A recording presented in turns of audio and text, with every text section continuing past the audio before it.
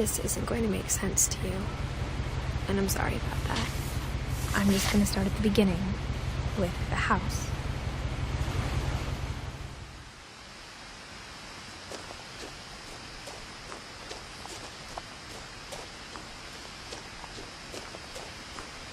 I lived here until I was 11, but I wasn't allowed inside half the rooms.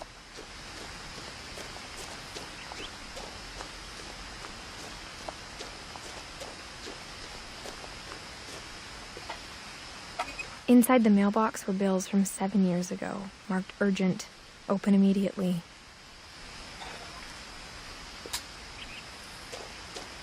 I hadn't been back since my brother Lewis's funeral.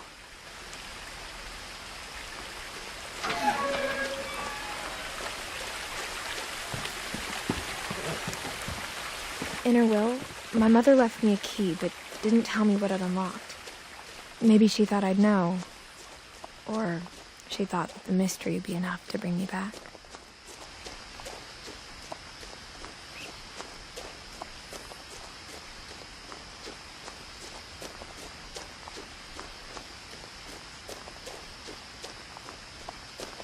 No one had driven this way in a long time, but I saw a few hoof prints.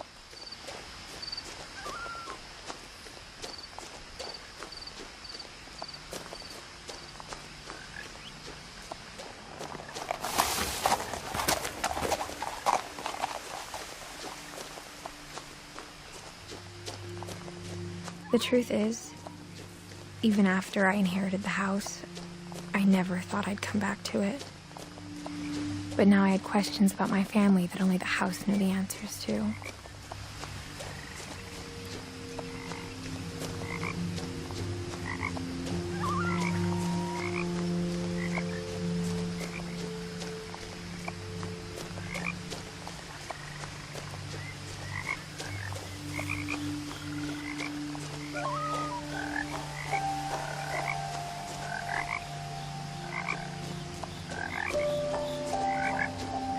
The house was exactly like I remembered it, the way I'd been dreaming about it.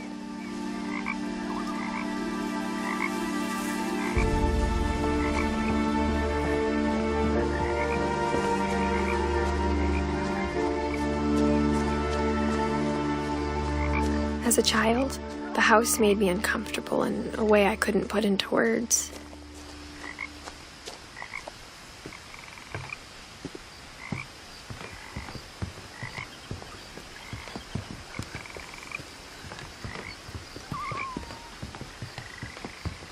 Now, as a 17-year-old, I knew exactly what those words were. I was afraid of the house.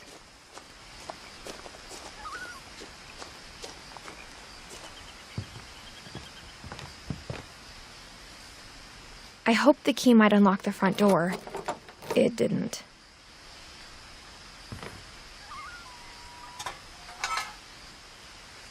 Looking in, I felt like the house itself had been waiting for me.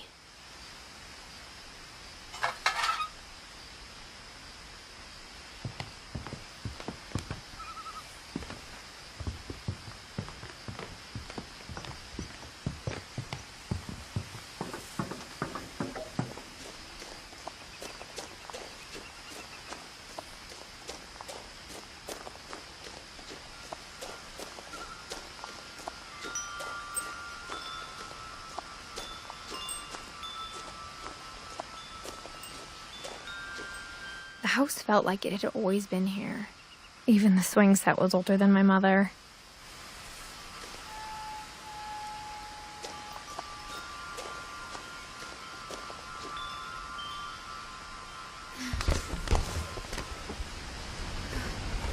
Crawling through the doggy door used to be a lot easier when I was 11.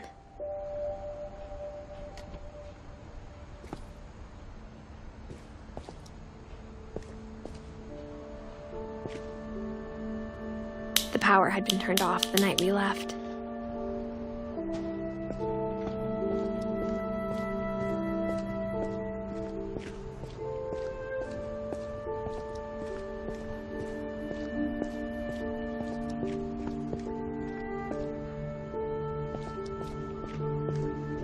For the first time in years, felt like I was home.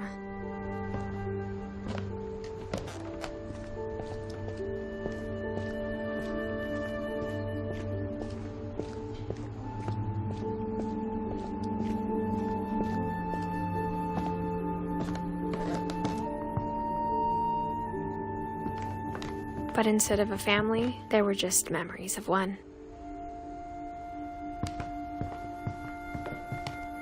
Like how only one restaurant would deliver to our house, so we had Chinese a lot.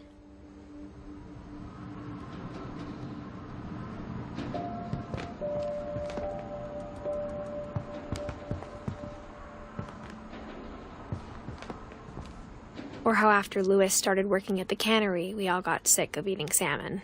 Except our cat, Molly.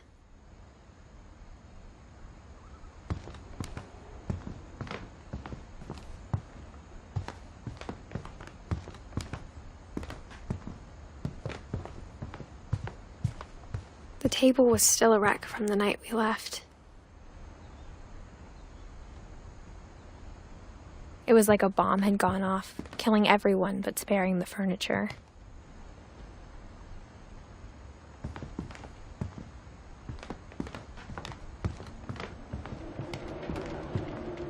My mom was the only one of us who could imagine Great-Grandma Edie living in a nursing home.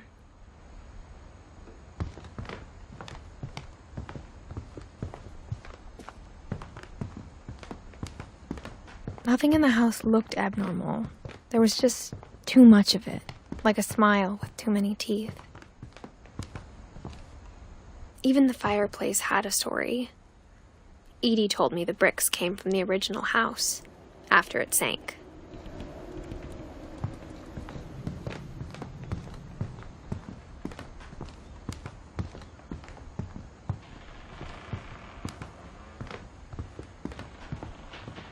Mom always told me to stay out of the basement, so I wasn't too surprised when the key didn't fit.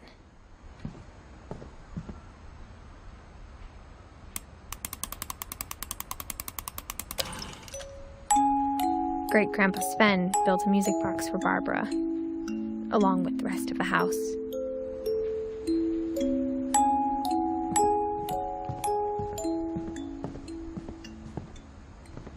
A lot of things got left behind in the whirlwind of that last night. My mom wasn't much of an optimist, but she never stopped believing that my brother Milton was alive.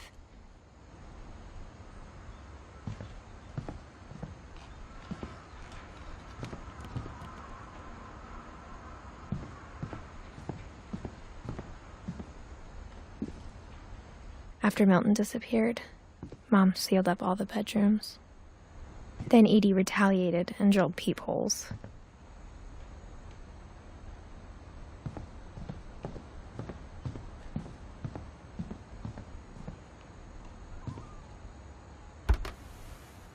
As a kid, I just assumed every house had peepholes and sealed rooms you weren't allowed inside of.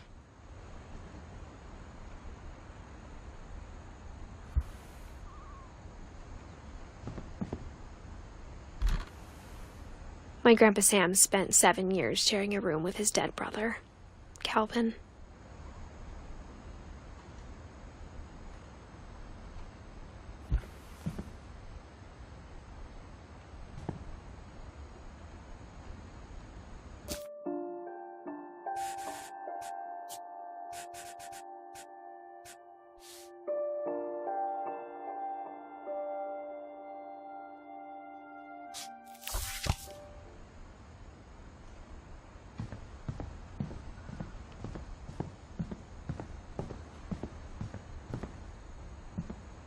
Whenever people ask me about my family, the first thing they always want to know about is Barbara.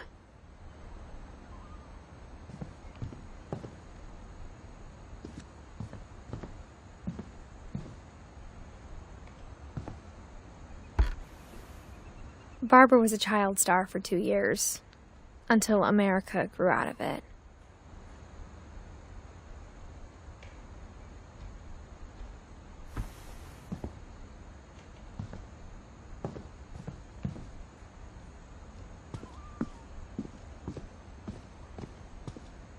Mom must have locked the third-floor stairs on the night we left.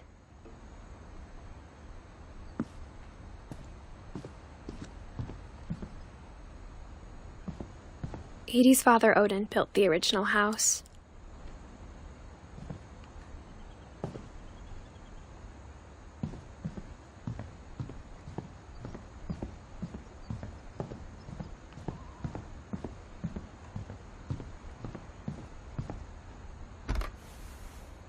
Molly always seemed like a girl I could imagine being friends with, if she hadn't died in 1947.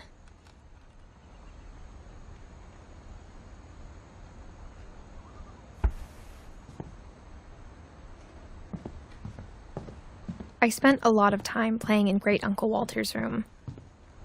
I think my mom sometimes regretted not sealing it up.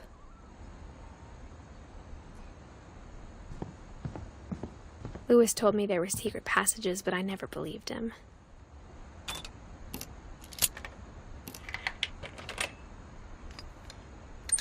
Turns out, my mom was really good at keeping secrets. Now it was time to find out what my mom had been afraid of. From the paintings on the wall, it was clear my brother Milton had been here before me. Reading this, maybe it sounds like I had a plan. But I had no idea what was behind that door.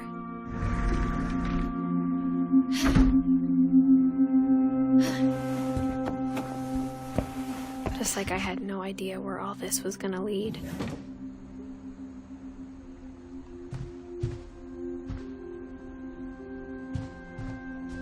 I grew up looking at Molly's room through the peephole. Molly's gerbil had a tiny bedroom with its own even tinier gerbil cage.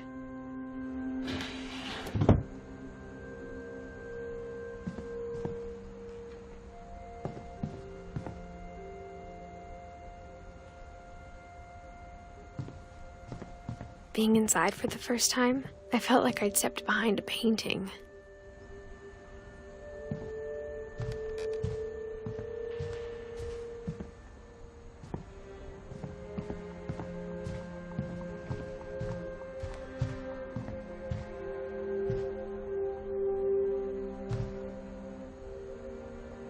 I got the sense Edie had spent a lot of time here, before my mom sealed the doors.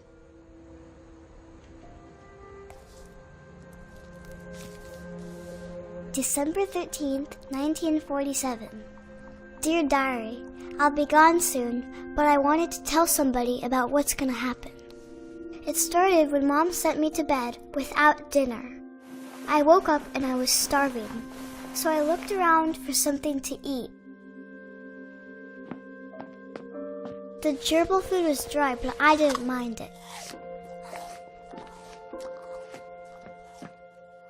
My Halloween candy was all gone. Mom, can I come out now? Sweetheart, it's late. Go to sleep.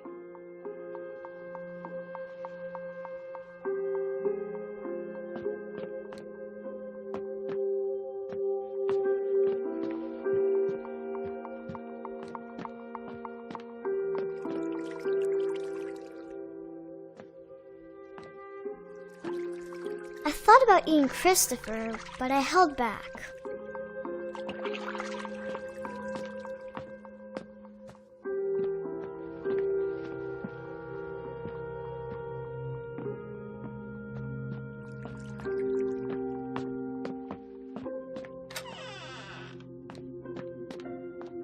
I kept eating and eating.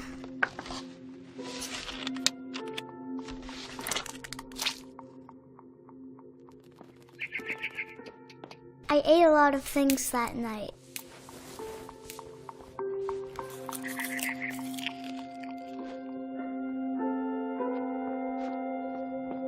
Then I heard chirping outside my window. It was a barn swallow going back to her nest. I reached out for her.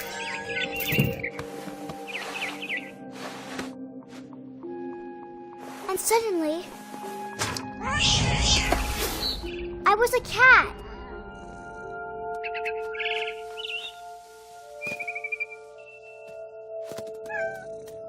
I tried to be quiet, but the bird was really scared.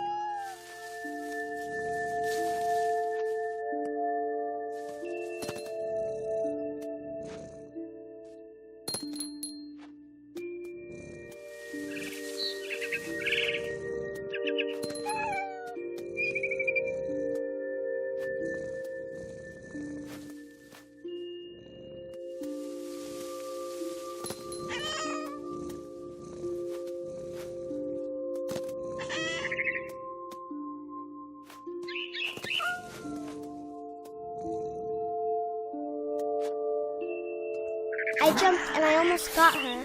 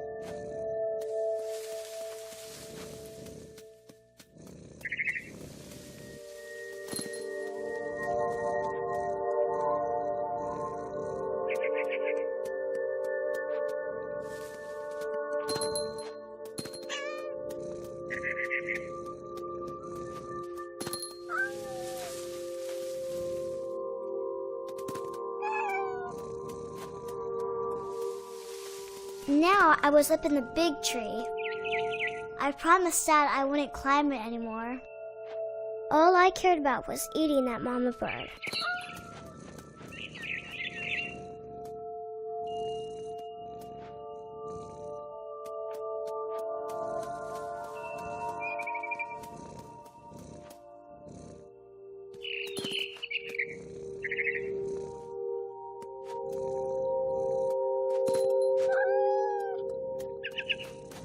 I gobbled her up. And suddenly, I was an owl. First, all I heard was the wind. Then I heard little teeth nibbling in the grass.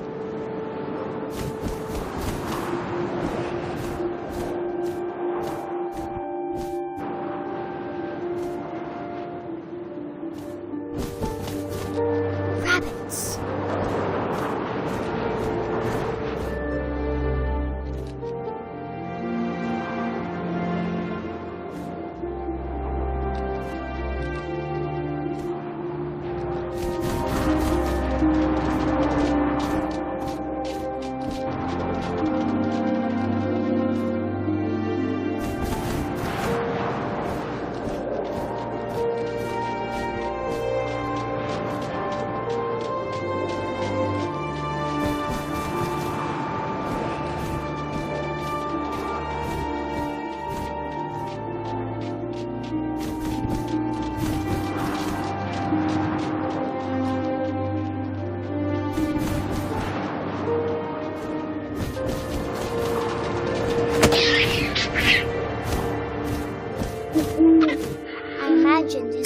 Looking up and seeing mine through my talons.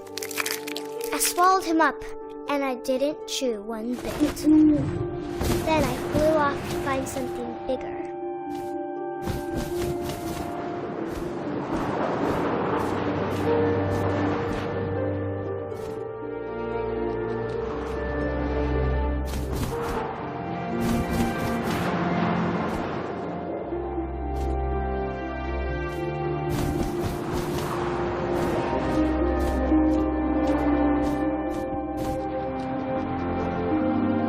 A mama rabbit.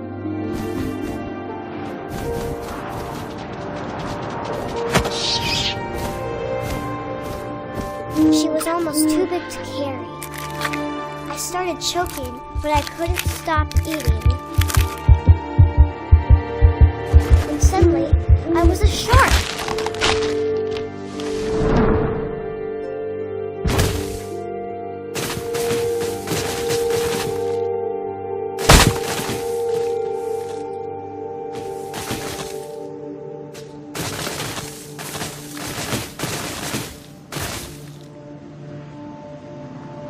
I rolled off a cliff and into the ocean.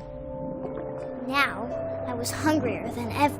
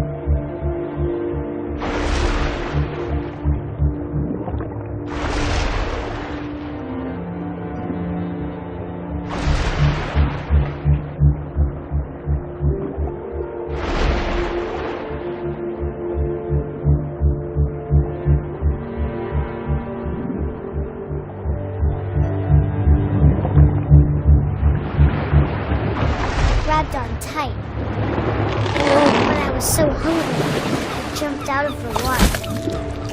When I opened my eyes, everything had changed.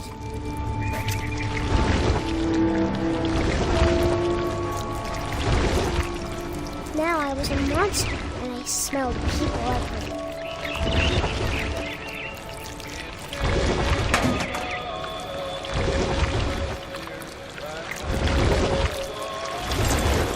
I was big, but I moved real quiet.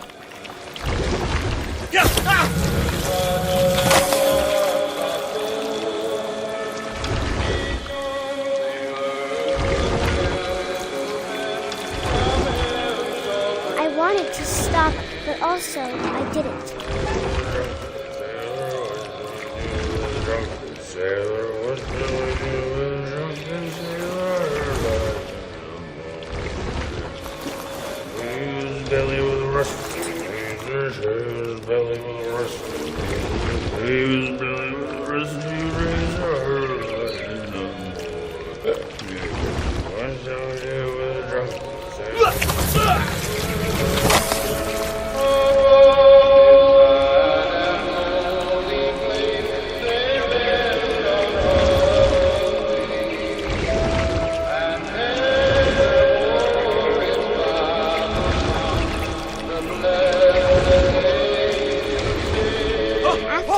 Passenger, I was still hungry, and to cross the water I smelled something new, something I had to have, so I swam towards it.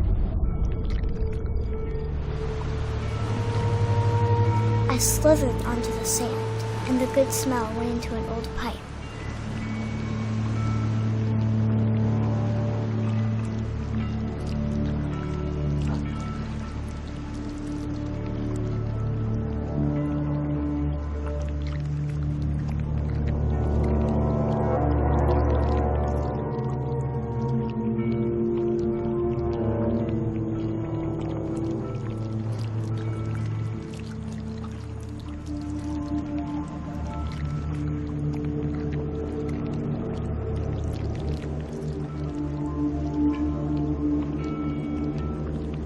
I got closer and closer.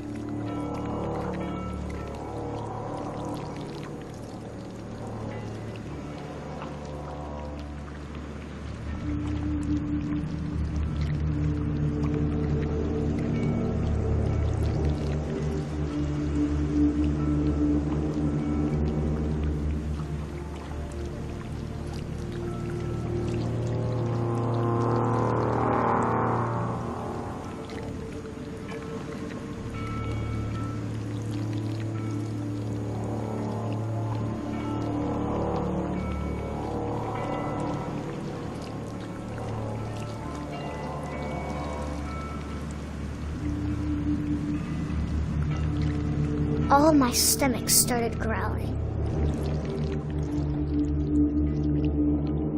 And suddenly, I was me again. I held my breath for a long time, but I couldn't hear anything. I think it's waiting for me to fall asleep. But it's not going to wait much longer. It needs to be, and we both know I will be delicious.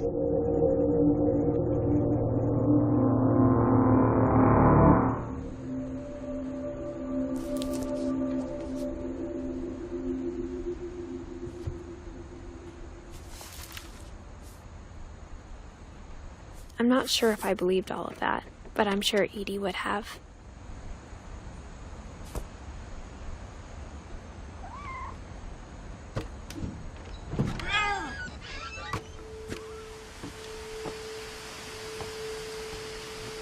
This will be obvious later, but my mom never told me any of these stories.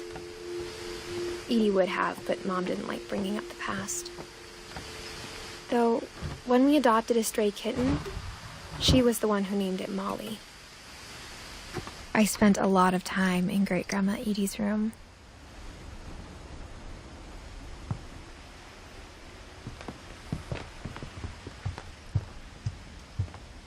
We got along, and it was a good place to hide from my mom. When Edie told people Sven was killed by a dragon, she could also have said he was building a dragon-shaped slide that collapsed.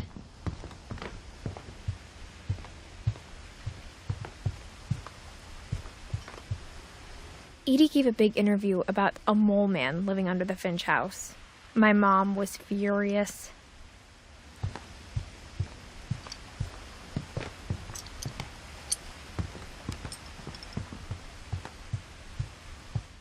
I hadn't thought of myself as Edith Jr. for a long, long time.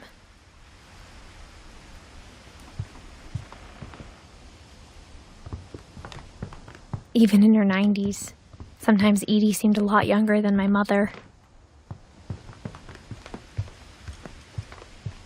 Her room was like a museum.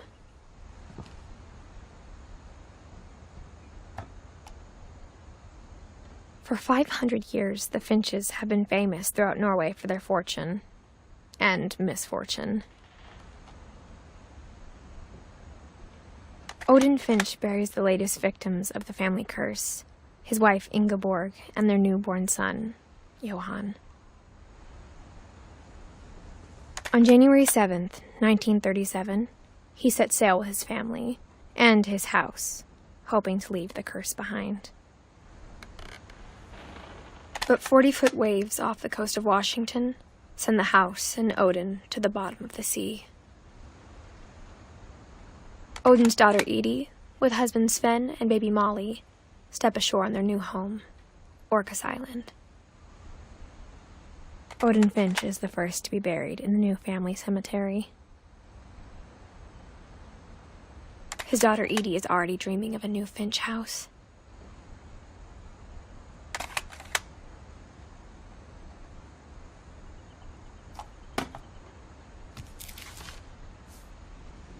Whatever's wrong with this family, it goes back a long ways.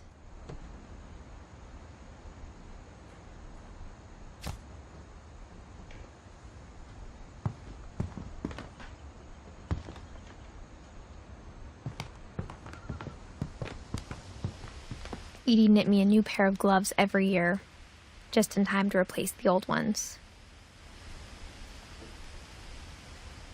Louis died a week before we left, but Edie had already started to memorialize him.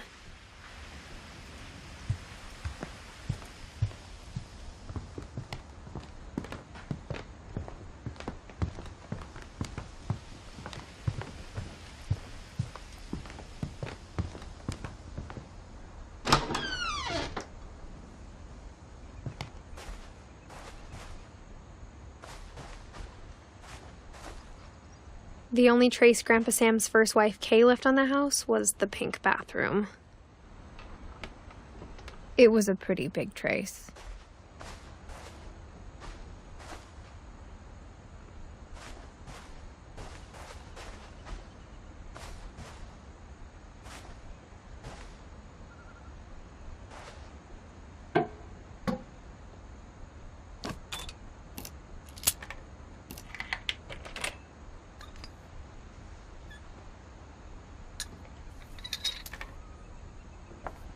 There's a secret in this bathroom. It's in the last place you would look.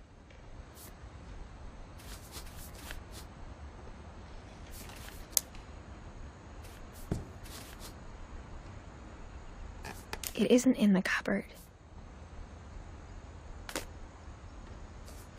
It's hidden in this book.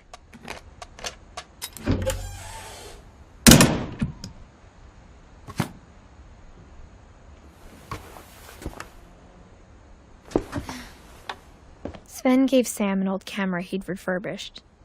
He never put it down.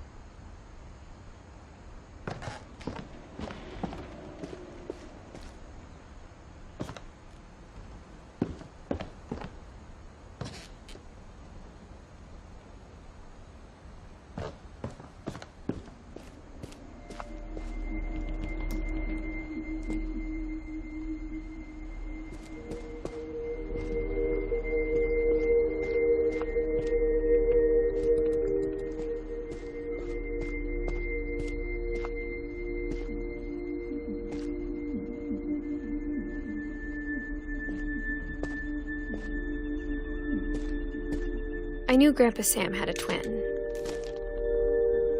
and that he never talked about him.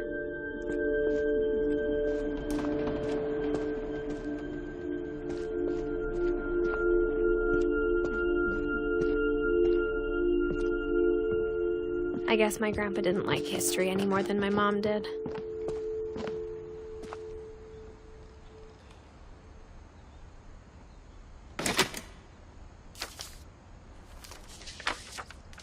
How I Want to Remember My Brother by Sam Finch.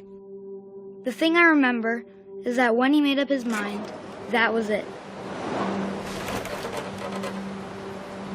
My brother said he'd die before he ate another mushroom. And he did. At Barbara's funeral, we swore we'd never be afraid again. And he wasn't. I think Calvin always wanted to fly.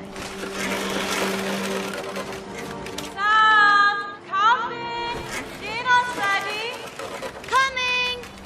But that day, he finally made up his mind to do it.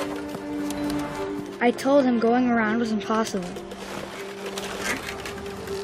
Maybe if I hadn't said that.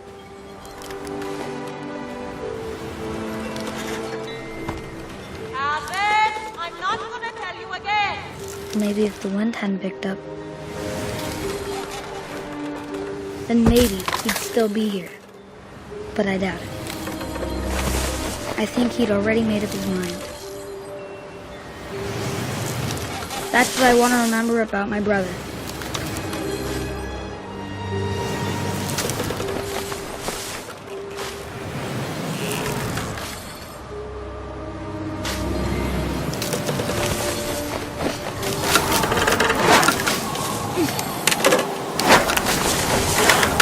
The day he made up his mind to fly, and he did.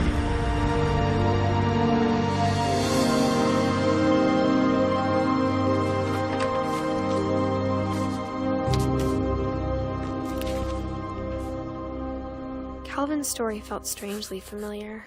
When I was younger, I remember trying to do the exact same thing.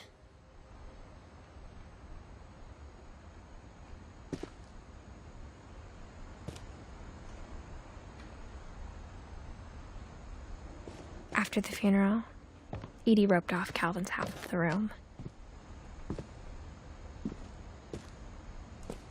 Mom said Grandpa Sam enlisted at 18 and never set foot in the room again.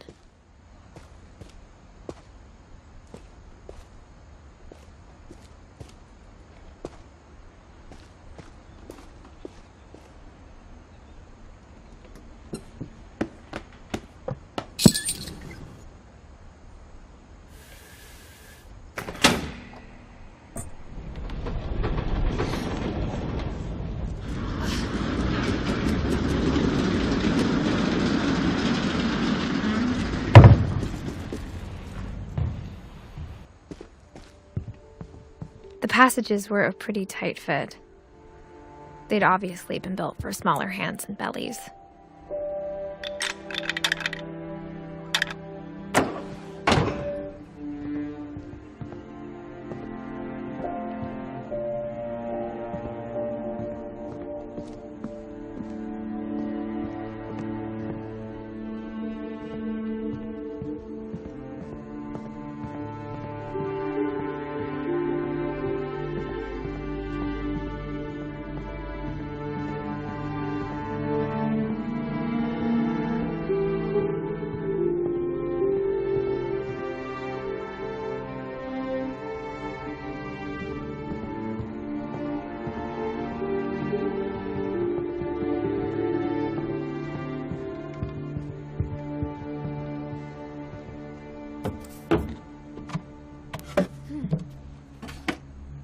Growing up, I always thought of Barbara as a child star.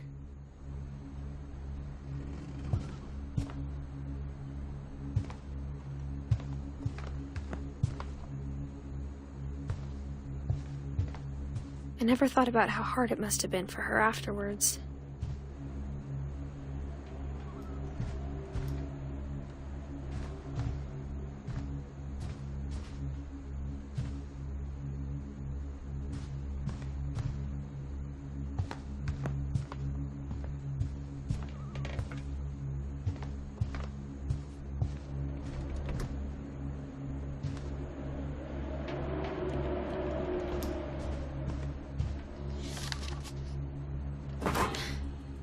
Of all the stories people wrote about Barbara's death, I'm surprised Edie saved this one.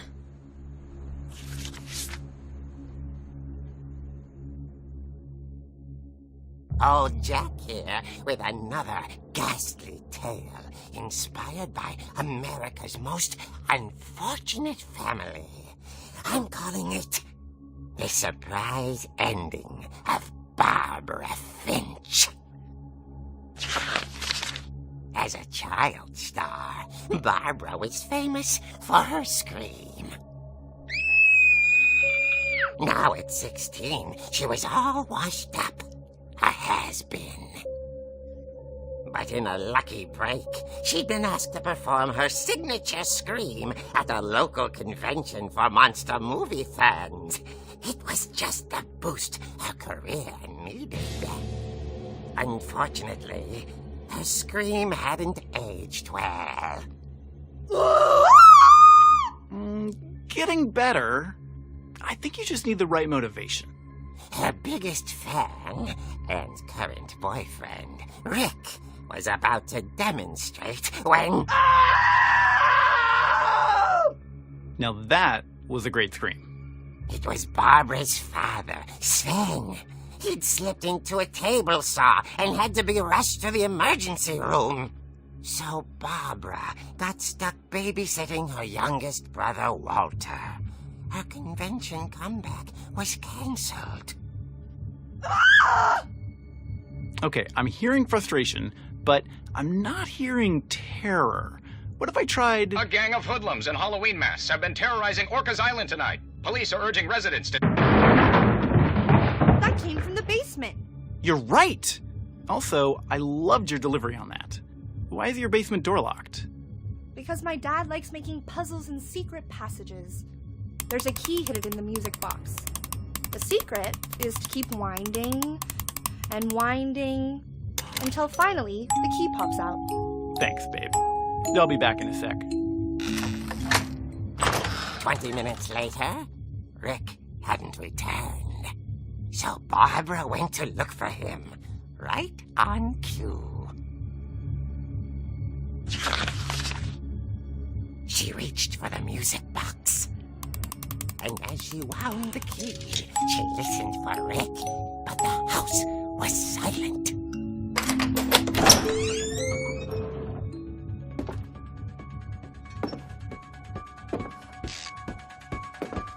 She found Rick's crutch and imagined the worst.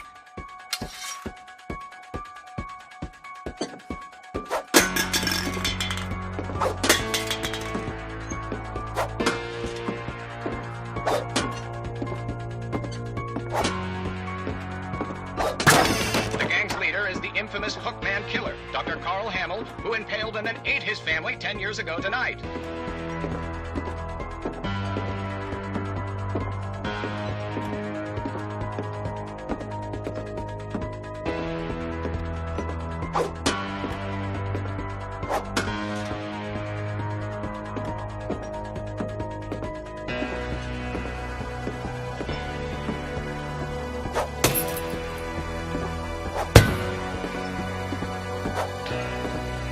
Old fridge rattled and grew still. Oh dear! Oh! Rick? Barb, relax. I was just trying to scare you to help you find your scream. Well, I'm not scared, Rick. I'm furious. Then act furious. All I'm getting from you now is that you're hurt and confused and you're... She threw him out, but she kept a little something to remember him by. Barb, have you seen my other crutch? And she was still holding it when she fell asleep watching the Late Late Picture Show. Hours later... Barbara! Walter, what's going on up there? Ah! Okay, I'm coming up, but if this is a trick, you're dead, Walter.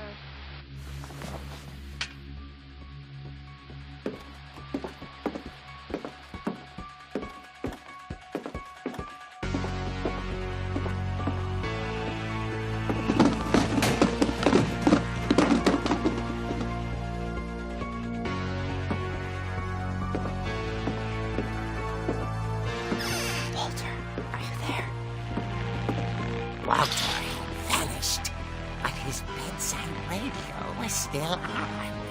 Orcas Island police describe the man as 6 feet tall, with a steel hook for a hand. Residents are urged to lock all doors and windows and notify the police of any suspicious activity. Barbara turned, saw the hook man, and was speechless. He was quite smashing.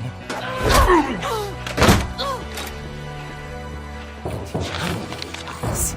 He couldn't get enough of Barbara. Okay, Barbara, there's gotta be another way out of here.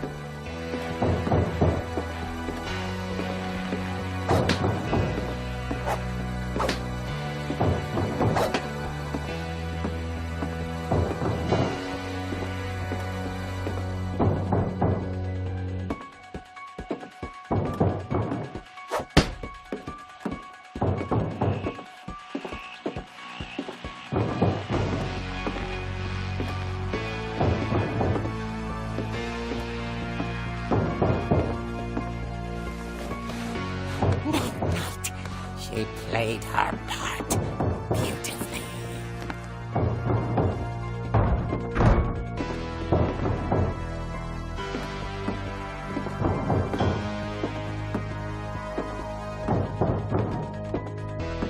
Molly's door hadn't been opened in years. The hinges groaned.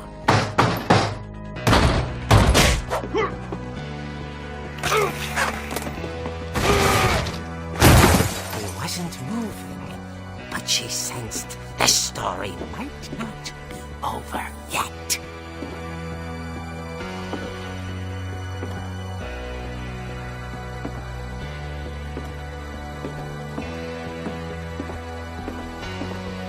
The hookman had vanished. She listened for his breathing, but all she heard was...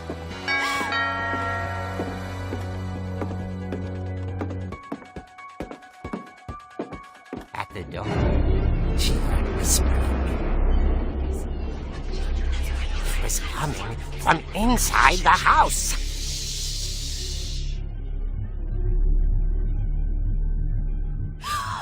Oh dear.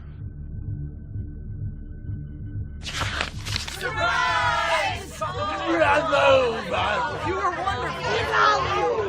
monsters had come to surprise her. For Barbara, it was a dream come true. Then she saw what kind of monsters they were, and she realized what was about to happen. She was going to be famous. And with her final breath, Barbara Finch gave the performance of her life.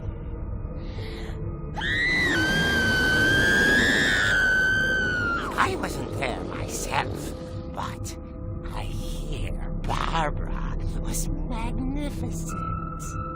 Poor girl. She had a taste for stardom. But unfortunately, so did her fans. Of course, the police blamed it all on poor Rick, who disappeared the same night. And little Walter? Hiding under his bed the whole time. He took it all pretty hard, but that's another story. As for Barbara, tucked inside the music box is all they ever found of her. Her ear. Now that's what I call a real eerie tale.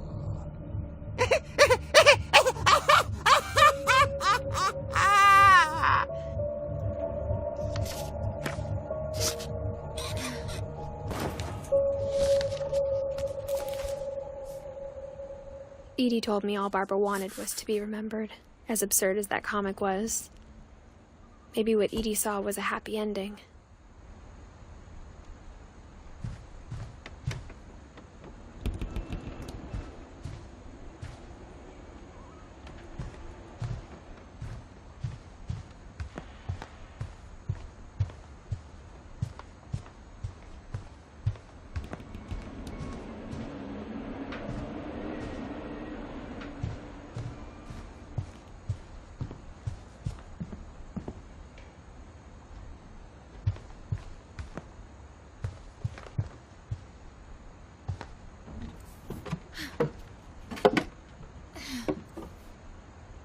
I guess now I know why Mom didn't like me playing with the music box.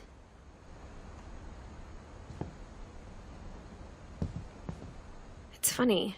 All those times I played with the music box and never found the basement key.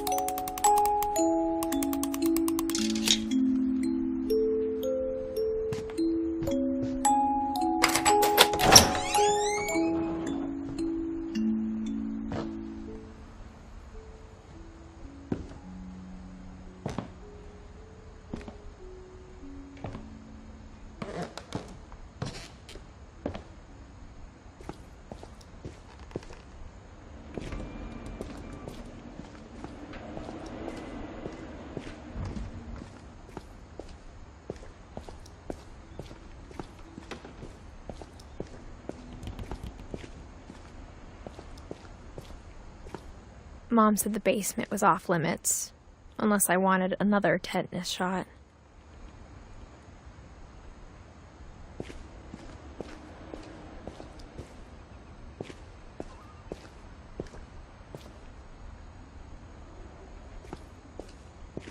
I saw Edie sneak down to the basement once, carrying packages.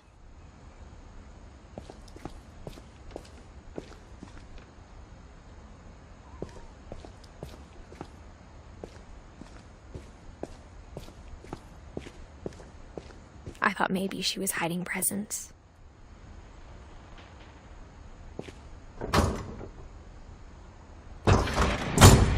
It turned out she was hiding a lot more than that.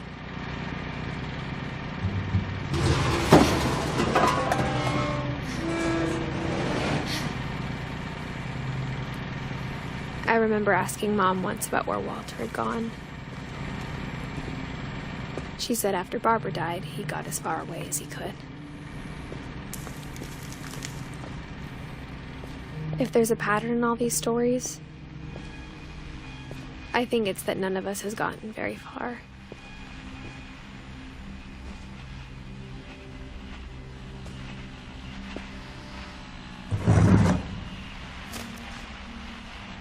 Goodbye, everyone. I can't believe I've been down here for 30 years. On that first day, after the shaking started, I didn't think I'd survive a week.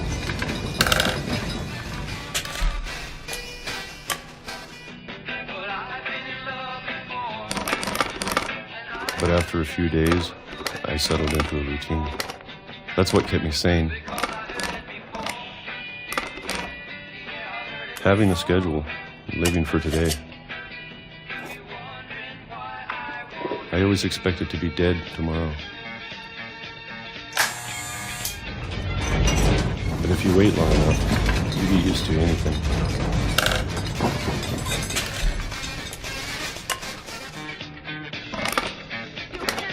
Even a monster on the other side of the door starts to feel normal.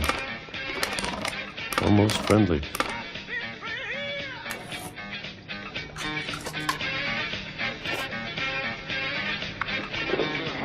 And then one day, everything just stopped. Whatever that thing was, it was gone. Maybe it got tired of waiting. Or maybe I just got tired of being afraid.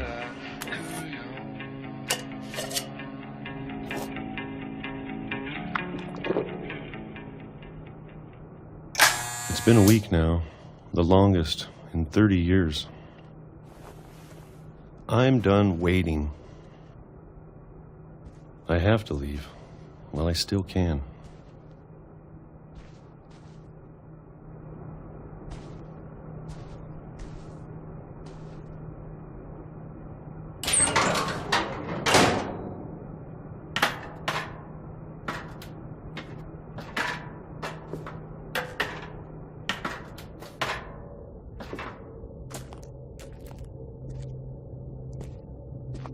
know it's out there somewhere.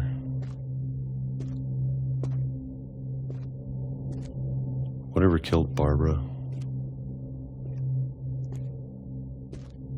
and Molly and Calvin.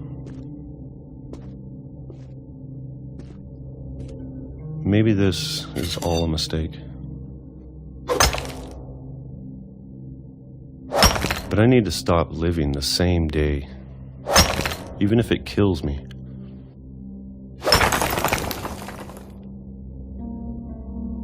Whatever's out there, I want you to know I'm ready for it. I'm going to appreciate all of it, especially the food. I don't mind if I only have a year left, or a month, or a single week. I'd be happy with 1 year day. I can already imagine the sun on my face.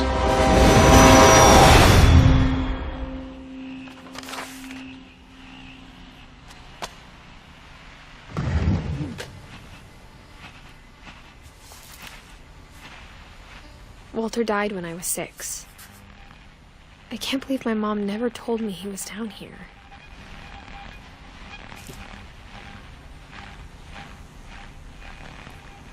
I'm sure my mom was trying to protect me.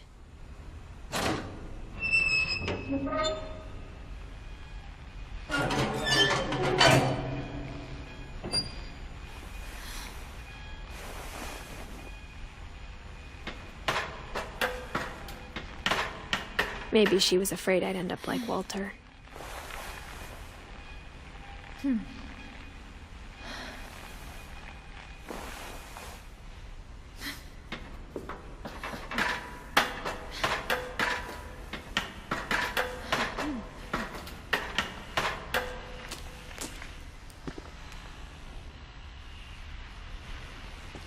But if she never told me about an uncle under the house, I can only imagine what else she was hiding. I don't want to make the same mistakes she made. Trying to bury something that's still alive.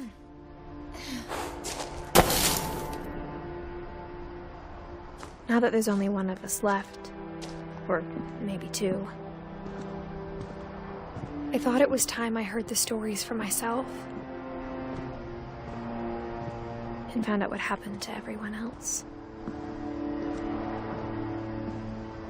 But now I'm worried the stories themselves might be the problem.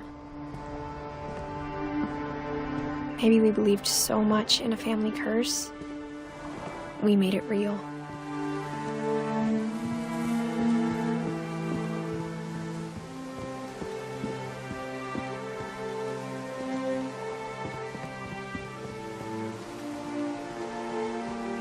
I don't know if I should even be writing this.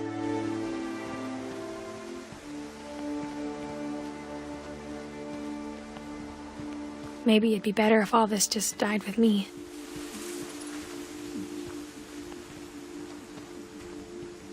But I thought you should know about your family.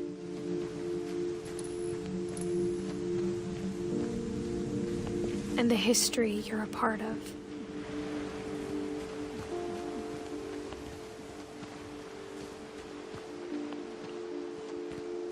Though to be honest, I feel as lost as you probably do right now. I think the people in these stories believed them, for what that's worth.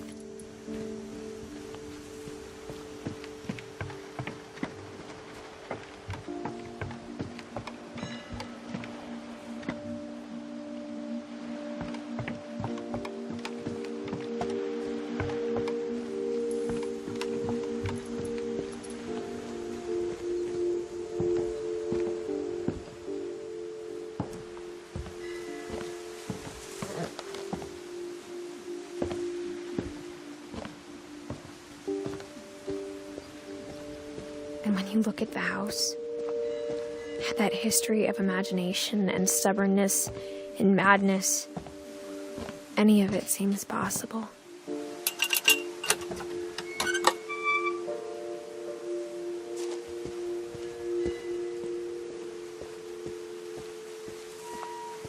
I think we've been surrounded by death for so long, we've just gotten used to it.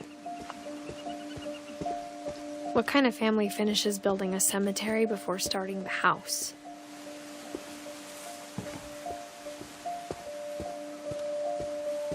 It's embarrassing for me to admit this, but the pet cemetery made me more uncomfortable than the human one. 3 of the gerbils were mine, and 2 had been my fault.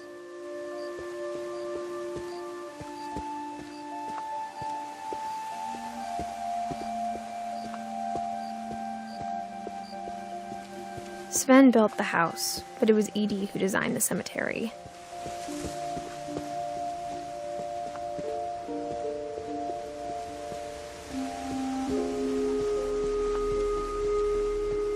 I'm sure Odin's monument had been Edie's idea. My mom was always trying to move on, but for Edie, the past never went away.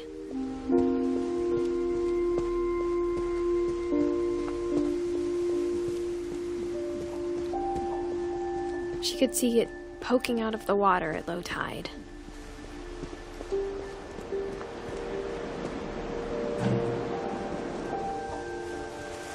Edie said she dreamed about the old house every night.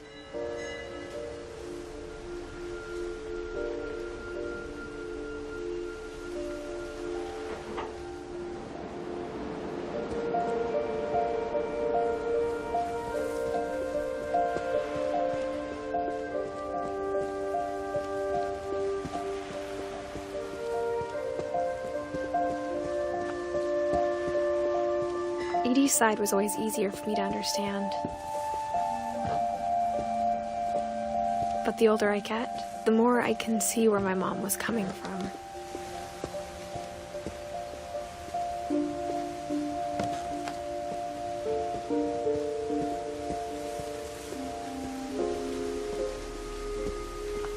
There's so many things I wish I could ask my mom now.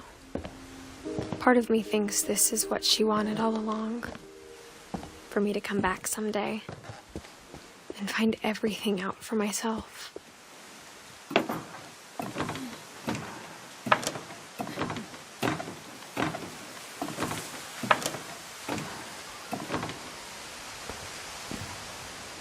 But looking back on it now,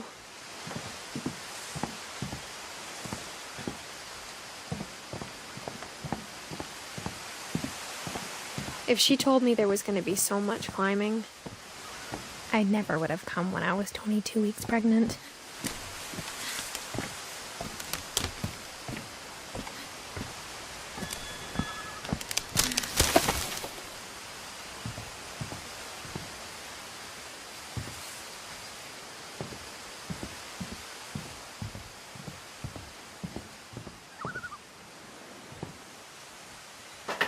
I never met Grandpa Sam, but I think he and my mom had a lot in common.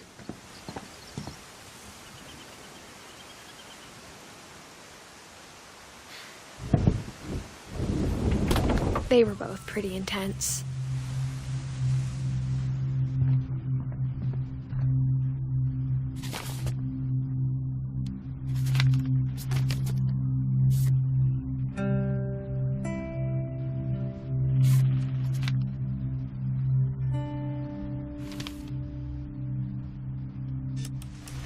Dawn, I promise, you'll never forget this weekend. Yes, sir. These memories are gonna last a lifetime. Hmm? Perfect. Am I gonna have to shoot anything?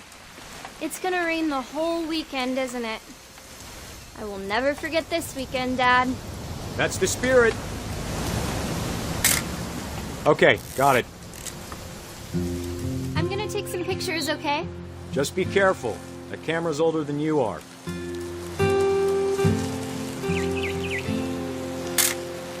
Aw.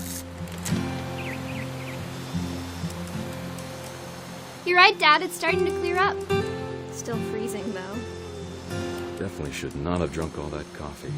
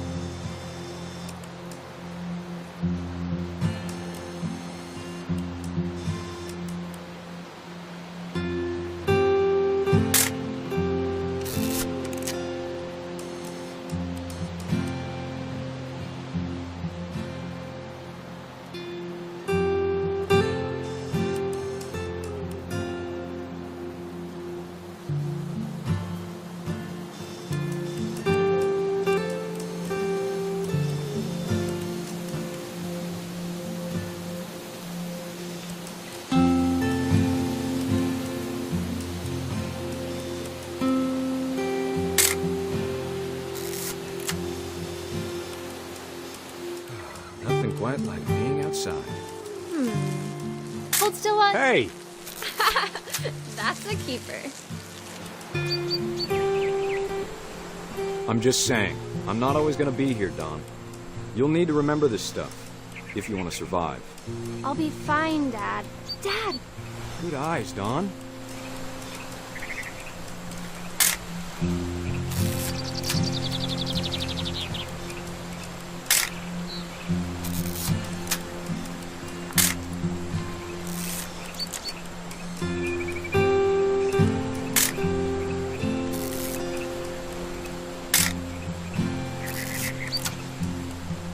Before you take the shot, let me get a picture of you.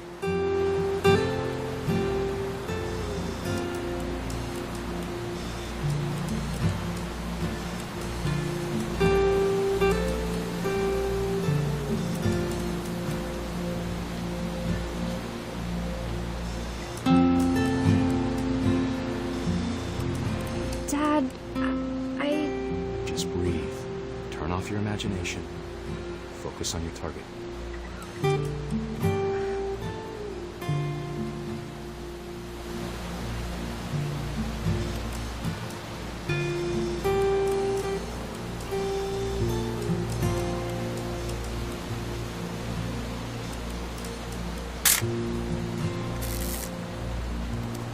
Let me get behind you. do I have to do this? Don, you don't have to do anything. But if you want to survive, you'll need to be strong. Great shot, Don!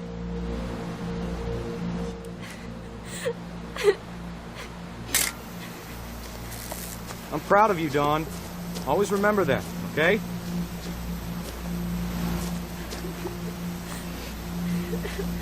Dad, it's twitching. I think That's it's totally normal, Don. Just focus on the camera. Try not to think about... Dad!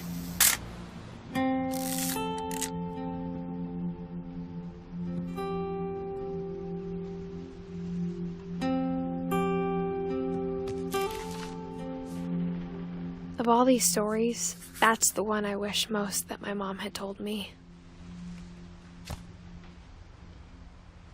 Sam spent his life shooting photos, but Mom said he got nervous being in front of the camera. I guess we're all afraid of something.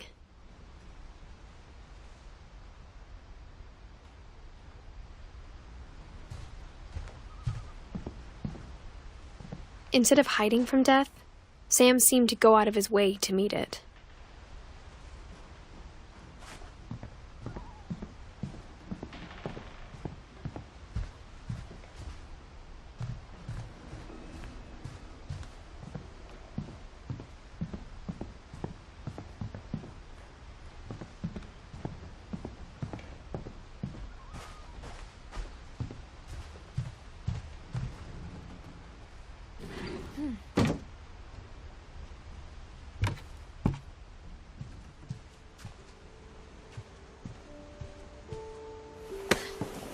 After Sam died, my mom and Edie got really close.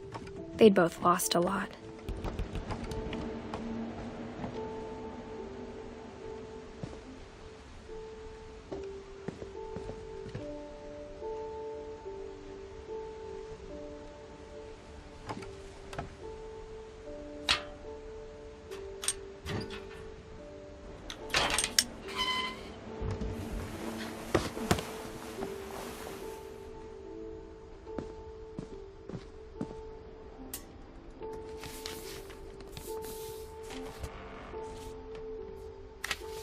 Dear Kay, do you remember the way Gregory used to laugh when he thought he was alone?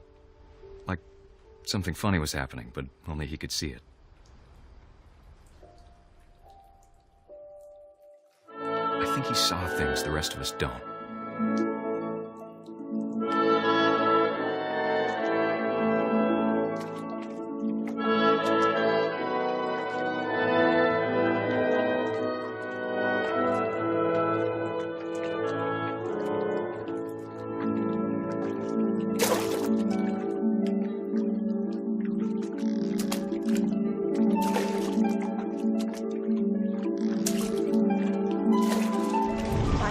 Gregory, it's time to... Hold on, sweetie. Hello? Sam, I told you I don't want to talk right now. I wonder what he saw. What his world was like.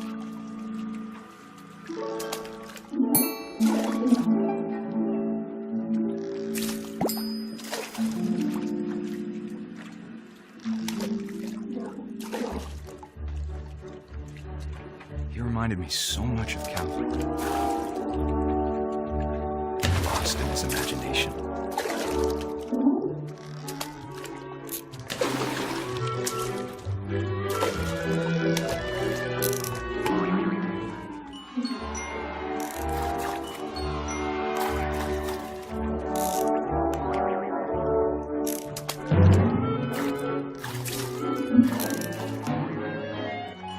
I know how silly it sounds.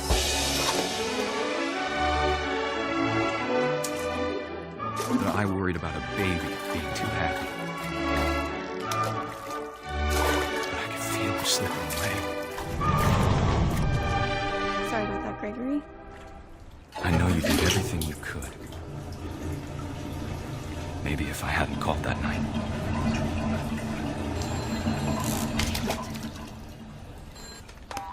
Hold on, I don't want Gregory to hear this.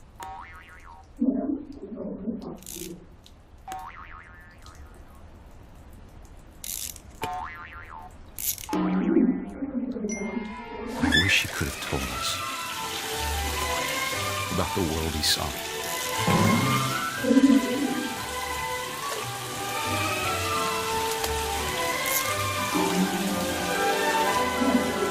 There's so much I don't understand about Gregory, about everything.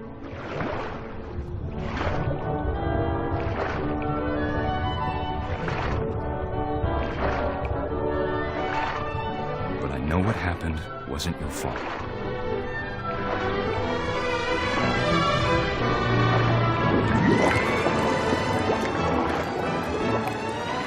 I'm sure he's happy. And he'd want you to be happy too. Good luck, Kay. Love, Sam.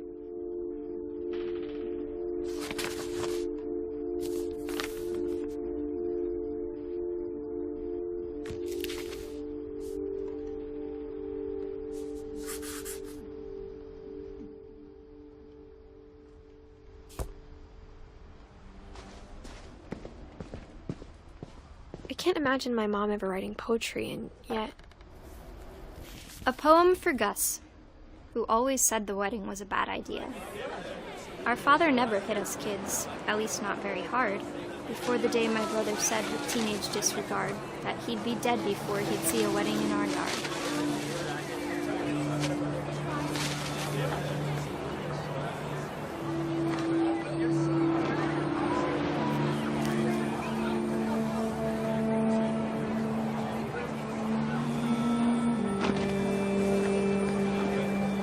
My father made him come, of course, but Gus stood far apart, just flew his kite and bottled up the storm inside his heart.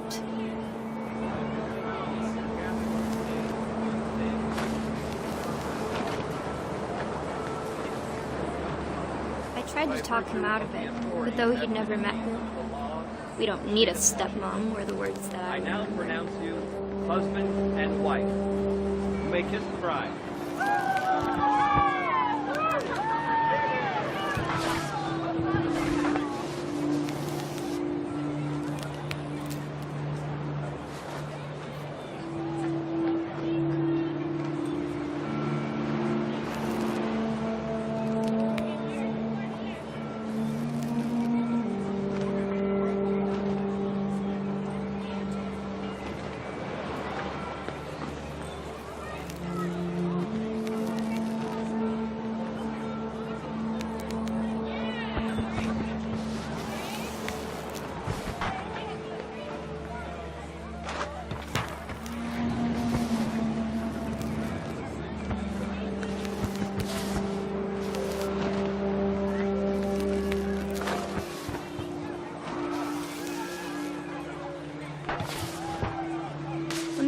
photos came, Dad ordered him to Come here.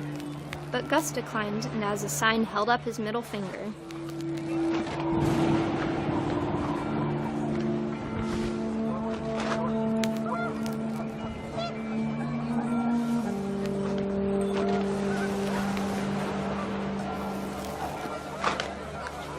The wind picked up, and panicked geese appeared and quickly went. But all the humans did that day was go inside the tent.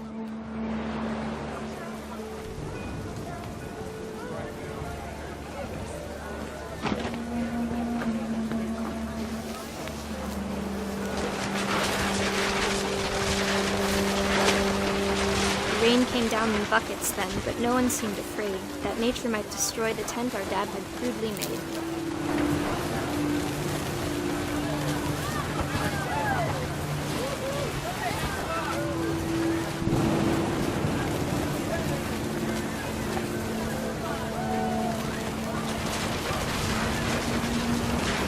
Thunder sounded much too close and full of angry power. But all my father said to this was, "Make the music louder."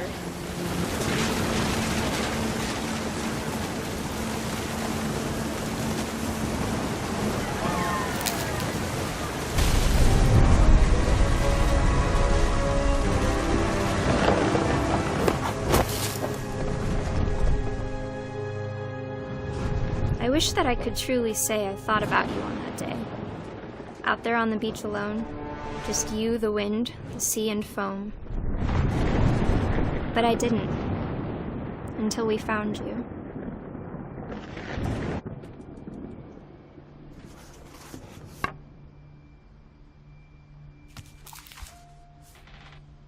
She never talked about him, but Mom told me once if I was a boy, they were going to name me Gus.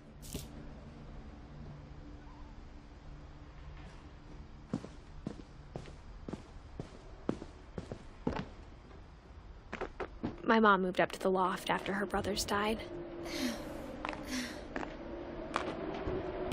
At the time, it was as far away as she could get.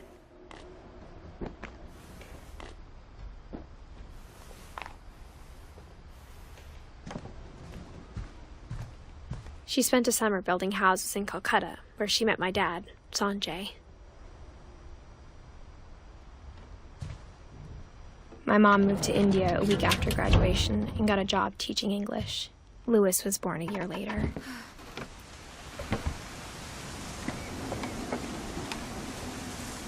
When my dad died, I don't think Mom knew where else to go. I'm sure Edie was happy to have her back. The house had to get a little bigger, but Edie was used to that. And for a while, things were good, almost normal, but it didn't last.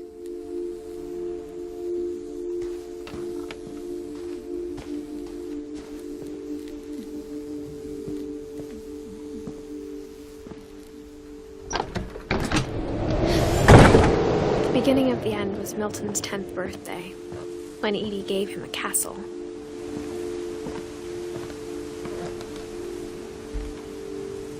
After Milton disappeared, the only thing he left behind was a room full of paintings.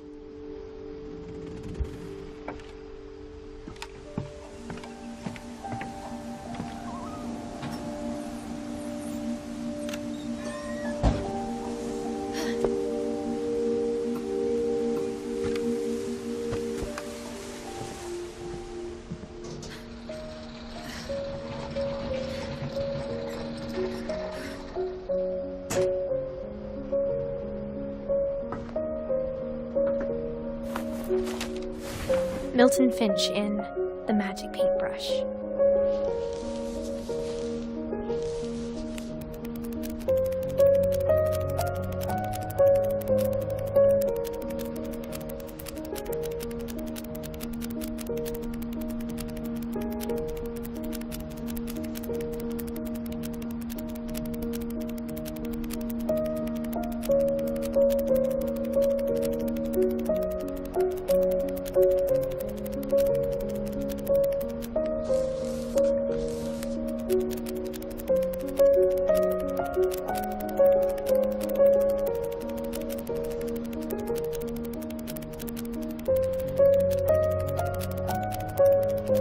I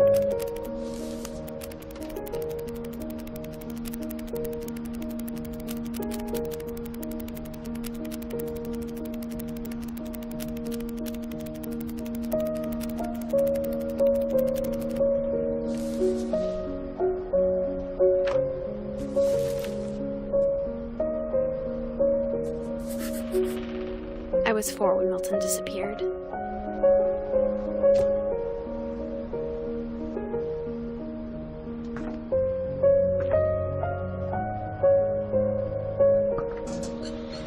Mom spent months searching for my brother. Then she sealed the doors.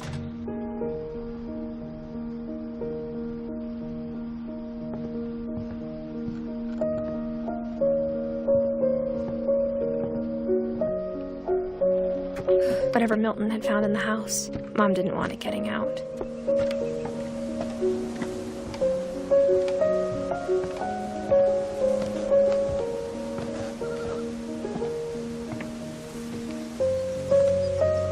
Mom definitely blamed Edie, but I think Louis blamed himself. After he graduated, he just spent more and more time in his room, until Mom got him a job at the cannery.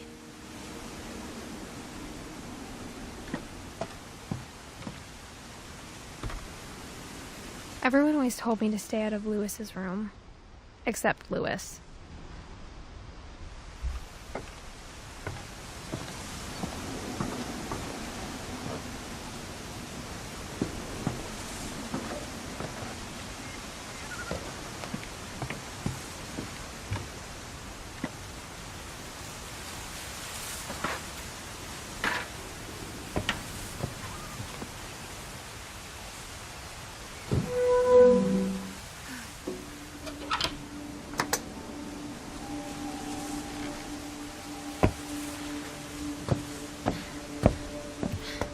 Louis's room smelled very, very familiar. That part of him lived on.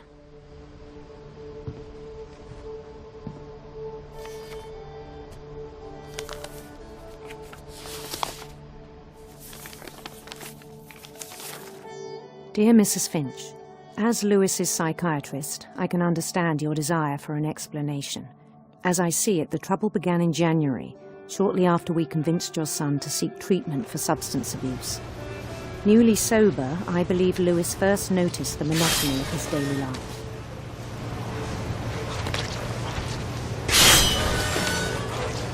He kept working at the cannery, but he withdrew part of himself. In our sessions, I saw the same behavior. His mind began to wander. I asked him to describe it. He said he started small, imagining a labyrinth. He'd feel his way about. Then something moved. Bats. And toads. And things that have not names. He knew it was all in his head.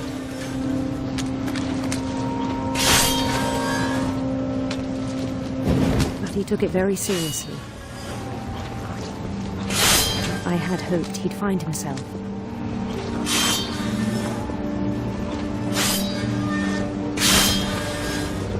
But he found something more.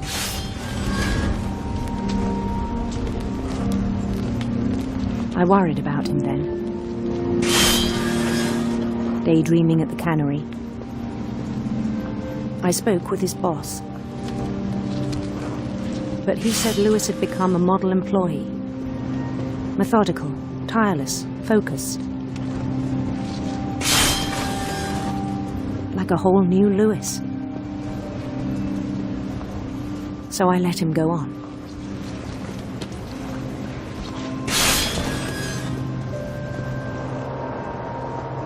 I even encouraged him.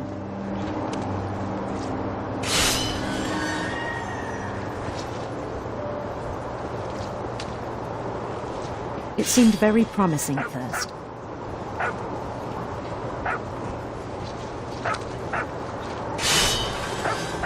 He told me he'd made a new friend.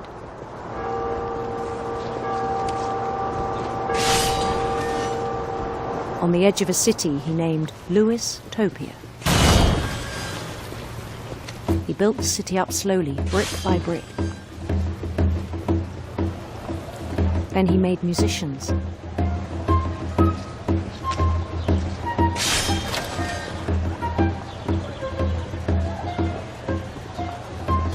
And songs for them to play. He talked about starting a band.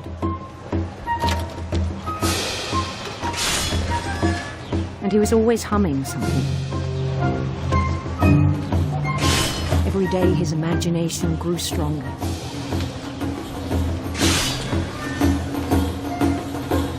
He no longer spoke at the cannery, but his chopping was as reliable as ever. Then one day it struck him that all the cheering crowds, even the stones under his feet, were all in his imagination, so he could do whatever he wished.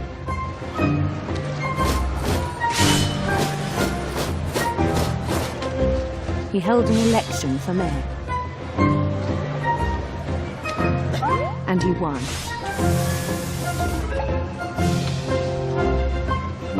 They begged him to stay, but his mind was already wandering. It became a game for him.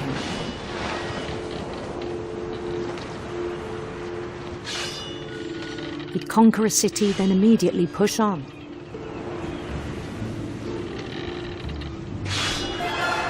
New Louisville.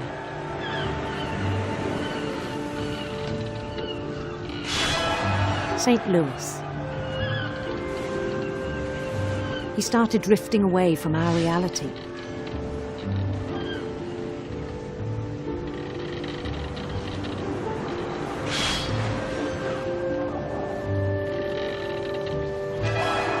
Minneapolis, until one day he forgot to go home from the cannery.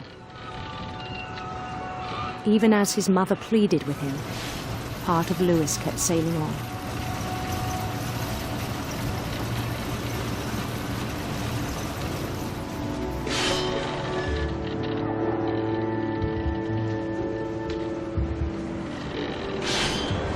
In Louisburg, he heard rumors of a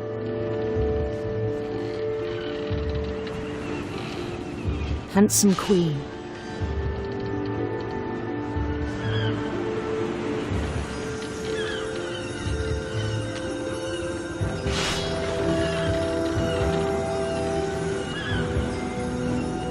The queen was on her own quest for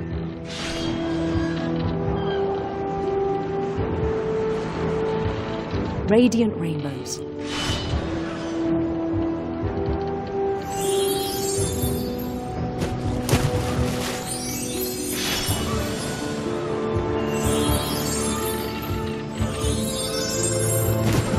He followed the sound of her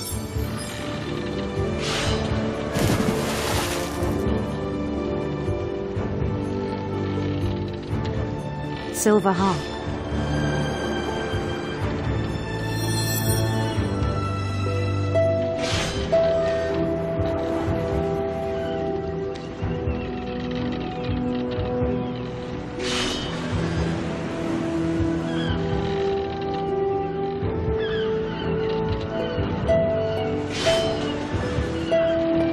His chase led him to a golden palace east of the sun and west of the moon. Even then, his logic remained sound.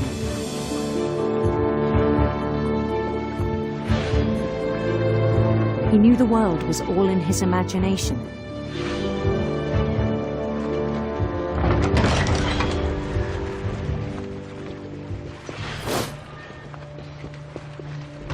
But he was so proud of having created it. In his own eyes, he'd become something greater than a king.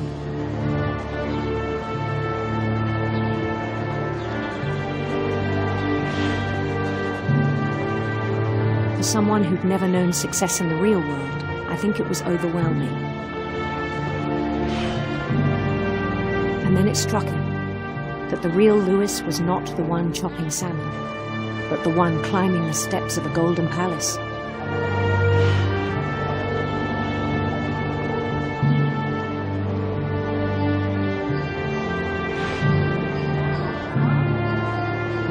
My imagination is as real as my body, he told me. It was hard to argue with him.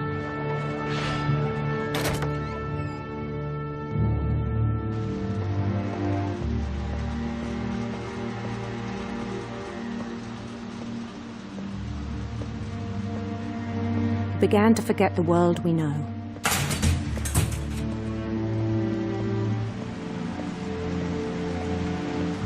I think it pained him to remember Lewis, the cannery worker.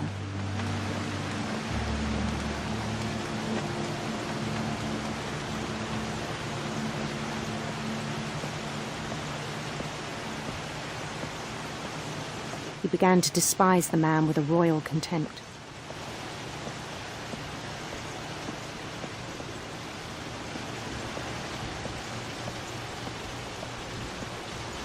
I still thought I could save him. Even after he said he was being crowned king over all the lands of wonder. The palace would be packed with his companions.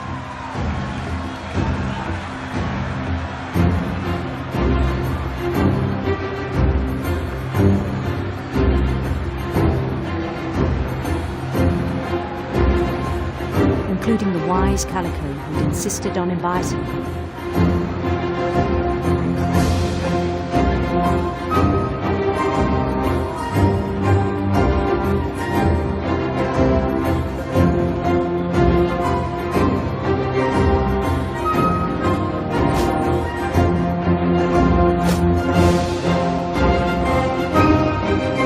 His queen waited, holding his crown.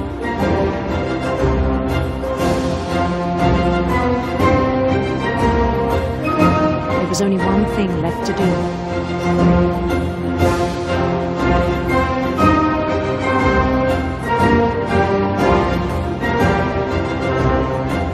Bend down his head.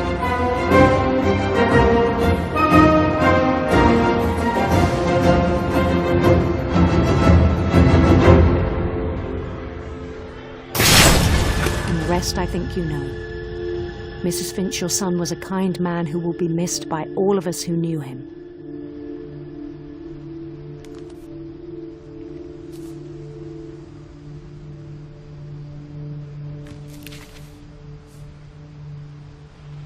My brother was really cool.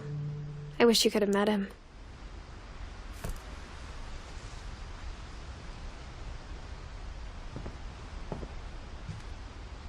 He was so proud of being Indian. I think for him, it was a way to be something other than just a Finch.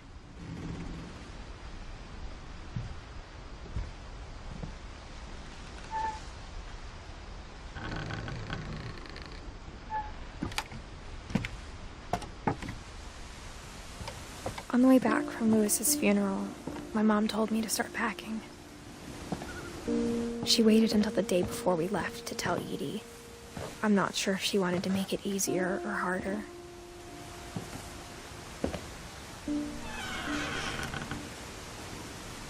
I wish we'd stayed. But I understand why we left.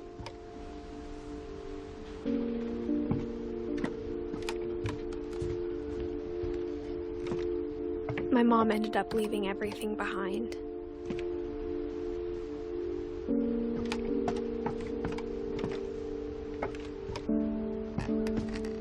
What happened that night had been coming for a long time. Maybe it should have come sooner.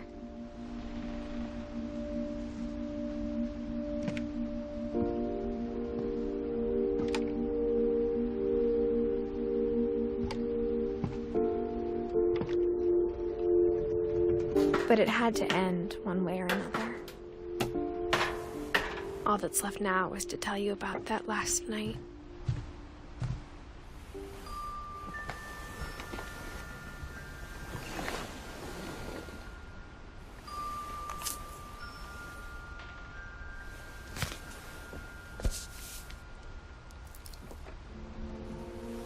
whole last day, Edie just watched us pack and didn't say a word.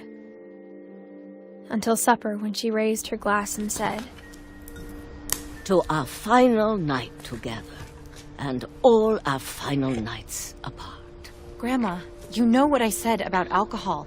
Some of your medications are very Edith, specific. I left a present for you in the hallway. Why don't you go open it? The grown-ups have to argue now. I'm sorry, you're right. We're all leaving tomorrow. Let's just enjoy our last... I'm not leaving. Edith, you're excused.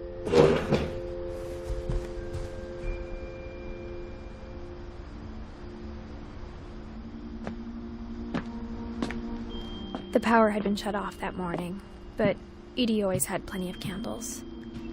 When my mom sailed the library, I don't think she knew about the other entrance, or that Edie had a key to it.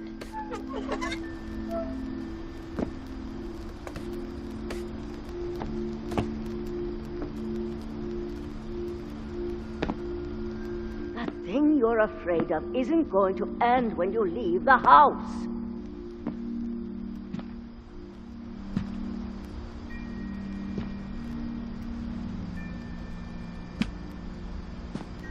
Edith has a right to know these stories.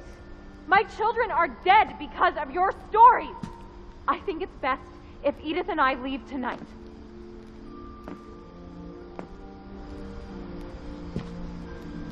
We'll have the nursing home send a van for you in the morning, okay?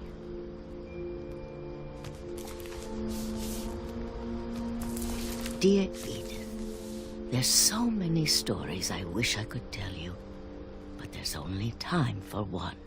This is about what happened on the night you were born. That night, the tide went way, way out. It was the first and last time I ever saw the old house aground. There'd been an earthquake out in the middle of the ocean. They called it the lowest tide in 1,000 years.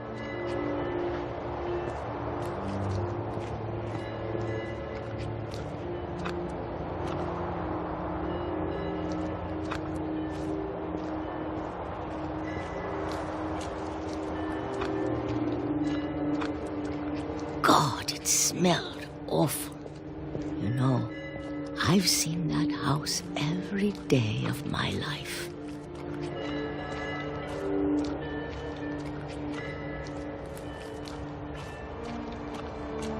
But I never thought I'd go back to it.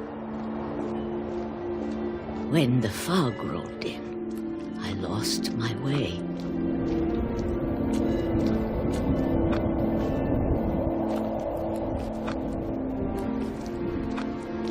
I got turned around.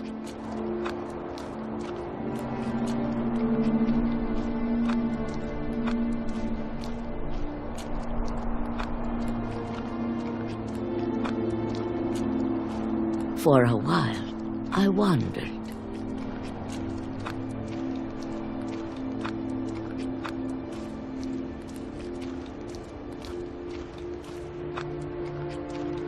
I started seeing things.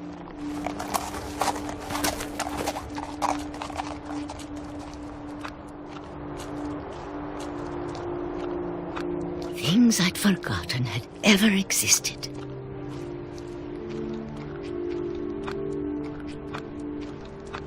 But when I saw them, they felt like old friends. That night, a lot of things came back to me. Or maybe I came back to them.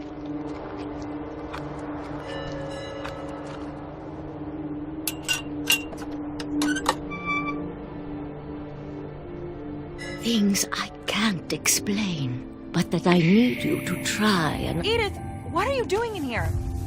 It's mine. Edith! Mom, you're gonna rip it! Let go!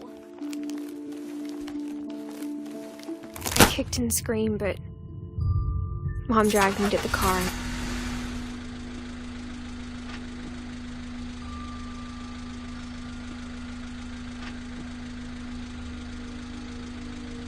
I never saw Great-Grandma Edie again.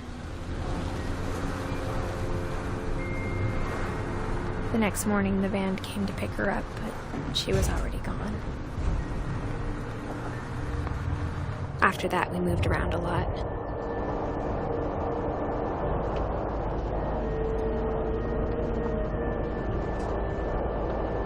We both tried to make the best of it.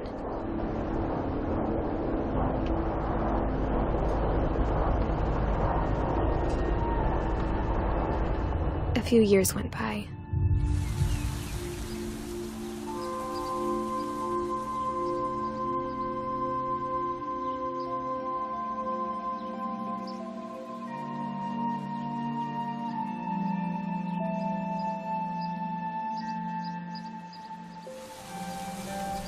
My mom didn't like to talk about it, but she started getting sick a lot. The rest happened pretty quickly. She got better for a while, and then she didn't. And then I was alone. The last Finch left alive.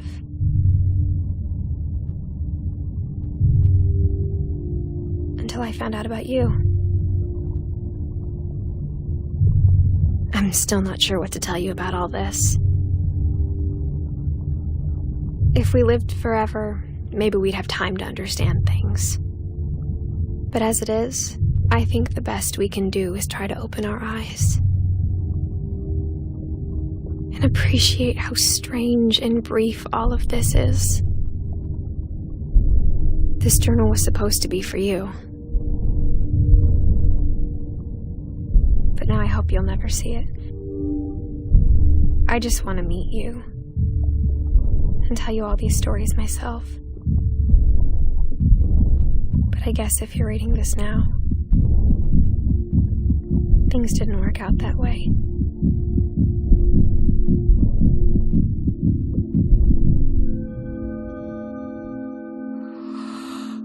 This is where your story begins.